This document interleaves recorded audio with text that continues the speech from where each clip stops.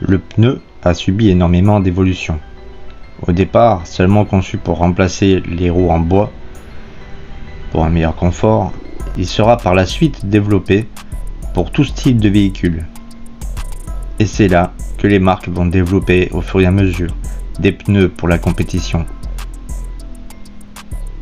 Bonjour à toutes et à tous, bienvenue pour cette nouvelle vidéo sur le pneu, son histoire et son évolution ainsi que sa place en compétition. Générique!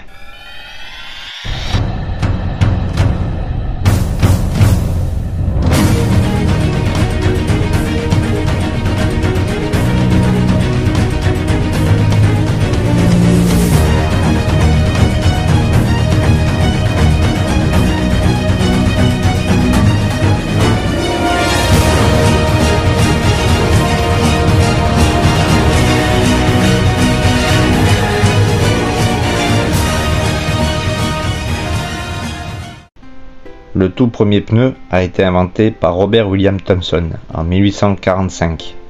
Mais son invention est semble-t-il tombée dans les oublis. Il a fallu attendre 1888 pour qu'un vétérinaire écossais du nom de John Boyd Dunlop, sûrement un nom que vous connaissez, dépose le premier brevet d'un pneumatique. Tout d'abord, il y a eu les roues en bois, puis les premiers pneus pleins alors utilisés sur les vélos. C'est là que M. Dunlop imagine une simple membrane de caoutchouc remplie d'air comprimé. C'est la naissance du pneu à valve. En 1889, Dunlop fonde la première manufacture de pneumatiques en utilisant la vulcanisation inventée par Charles Goodyear. Là aussi, je pense que c'est un nom que vous devez connaître, ou au moins en avoir entendu parler. Sans l'invention de la vulcanisation, le pneu n'aurait jamais vu le jour. En 1891, Édouard Michelin rencontre à Clermont-Ferrand un cycliste anglais à la recherche d'un réparateur pour son pneu crevé, une opération difficile avec les pneus d'époque. Cette rencontre donne l'idée à l'Auvergnat de créer le premier pneu démontable pour vélo. Son invention, ensuite adaptée à l'automobile, va concourir à la réputation mondiale de cette marque. Et c'est en 1899 que la jamais contente électrique, première auto à atteindre les 100 km/h, réalise son exploit chaussé de ses pneumatiques Michelin. En 1929, un pneumatique pour rail est mis au point pour équiper la Micheline. Pour ceux qui ne savent pas, la Micheline, c'est une locomotive. Le premier pneu à clous pour rouler sur le verglas ou la neige est mis au point par Michelin en 1933. Autre innovation, le pneu à carcasse radiale. Il est breveté le 4 juin 1946 par Michelin. La première voiture à en être équipée est la Citroën Traction Avant. En 1955, Michelin invente des pneumatiques sans chambre à air, dit tubeless. Aujourd'hui, les pneus sont toujours plus perfectionnés. Des pneus à lamelles pour la neige ou des pneus pour économiser du carburant. Désormais, l'évolution du pneu est telle qu'il est presque difficile de choisir sa marque. Il existe des pneus pour tout revêtement, tout terrain, hiver, été, pneus neige et tout ça évidemment, on peut les regrouper pour les pneus de compétition. Voilà un petit schéma qui vous montre comment lire un pneu. Pour ceux qui ne le savent pas, ça peut aider. Au tout début de son histoire, le pneu de compétition est utilisé pour la Formule 1. C'est Pirelli qui équipe l'Alfa Romeo 158 de Manu Fangio. Des pneus fins et étroits malgré les 400 chevaux de l'Alfa. La taille alors était, et c'est toujours le cas, en pouces. 5,5 par 17 pouces sur l'essieu avant et 7 par 18 pouces sur l'essieu arrière.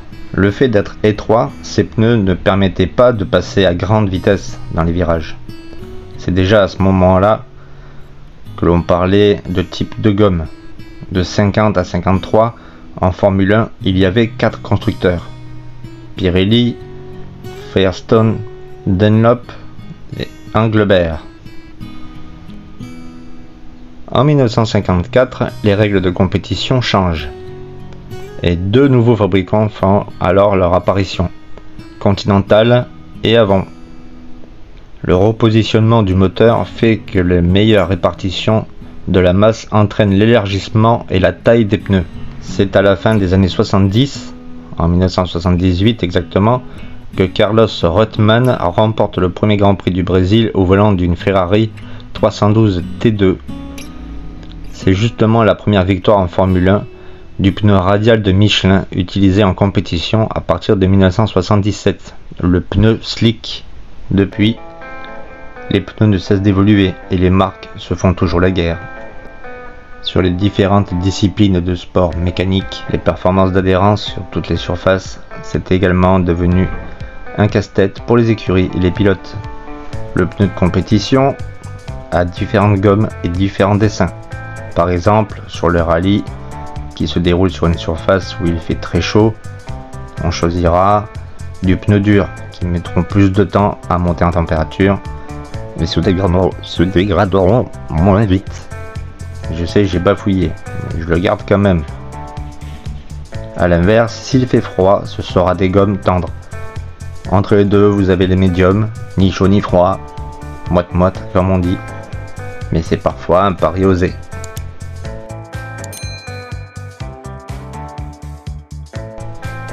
Pour les pneus pour route sèche, il n'y a pas de dessin. Pour avoir un maximum d'adhérence sur l'asphalte, en ayant un maximum de gomme en contact avec le bitume. Évidemment, pour les routes partiellement humides et mouillées, les dessins sont là. Pas pour faire joli, mais pour évacuer le maximum d'eau, toujours avec cette réflexion du choix de gomme. Il y a des paris osés donc lors du choix des pneumatiques.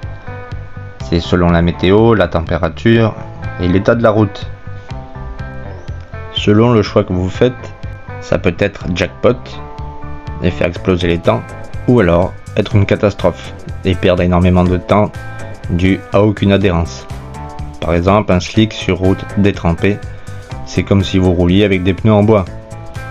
Pour le rallye terre, le facteur qui rentre en compte, c'est l'état du terrain. S'il est caillouteux, mieux vaut avoir des gommes dures. Plus le terrain est meuble, plus les gommes doivent être tendres. Évidemment, le dessin du pneu change. Il y a des crampons et le pneu est renforcé. La température du pneu est très importante. Et pour terminer, il y a les pneus neige et glace. Bon, globalement, le pneu neige est un peu plus étroit qu'un pneu normal avec une structure et un dessin bien spécifique et une gomme tendre. Le pneu glace est encore plus étroit, mais en plus, avec ce que l'on appelle des clous, qui sont en fait des pointes fixées dans le dessin du pneu pour permettre une adhérence idéale à la conduite sur glace. Pour terminer cette vidéo, on peut tout simplement faire un résumé sur le choix des pneus avec le fabuleux rallye de Monte-Carlo. Le sec, le mouillé, la neige, le verglas, le jour, la nuit, le chaud et le froid. Le casse-tête parfait pour les pilotes et les écuries. Le top quoi.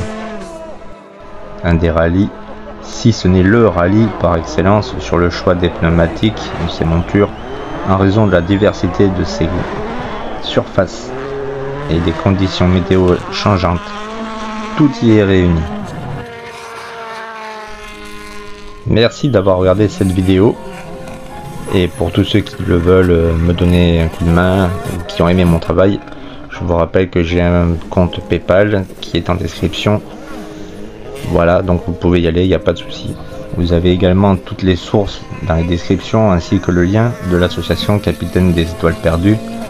Cette association d'aide pour les personnes endeuillées par les maladies du cœur enfantines. N'hésitez pas à aller checker, voir ce qu'ils font, hein. C'est vraiment bien. Donc tout est dans le lien. Vous pourrez aller faire un petit tour là-dessus. Pour ma part, je vous dis ciao et à la prochaine.